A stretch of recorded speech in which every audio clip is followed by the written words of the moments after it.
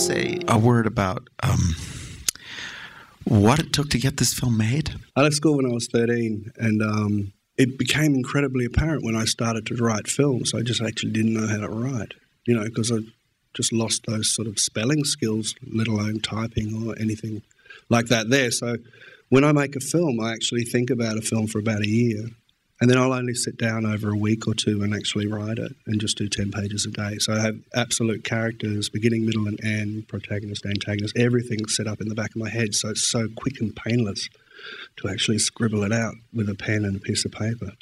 How do you script an entire film in silence? I mean, for me, this is one of the great classics of silent film. It's all big print. It's like a,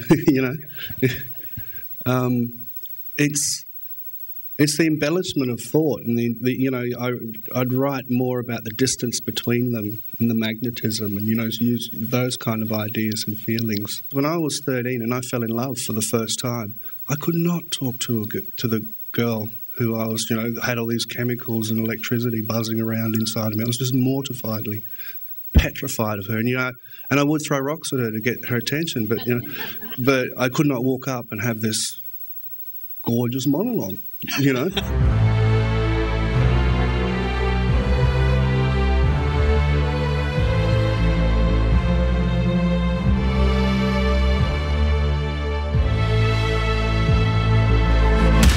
We started in communities and in town camps, sort of the reservation-style places, asking elders and school teachers and diversionary programs that we were making this film, and we were looking for this young man named Samson with this mad hair and this incredibly cheeky look and, sort of a home of electricity.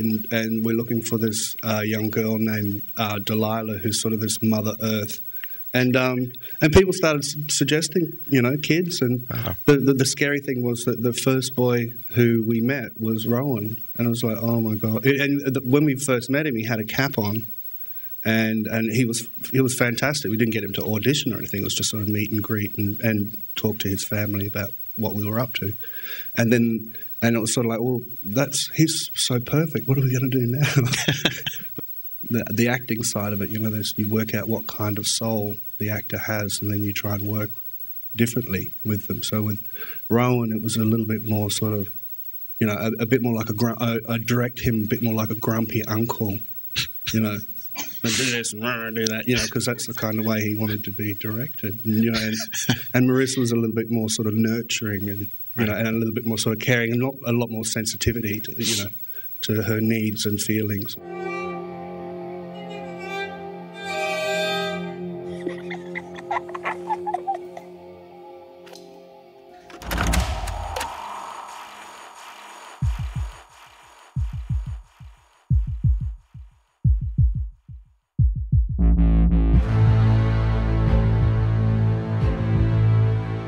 My idea is when the sun rose for the first time, my grandmother and grandfather, times 1,000, watched it, and we come from an oral history.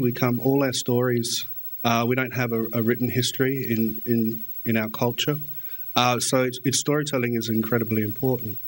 And, 40,000 years ago, my family were telling stories under trees, and now, in a sort of a nomadic tribal situation. Right. And today I really love the idea of, trying to keep telling those stories, but using celluloid or radio or any of that kind of stuff is incredibly important for me.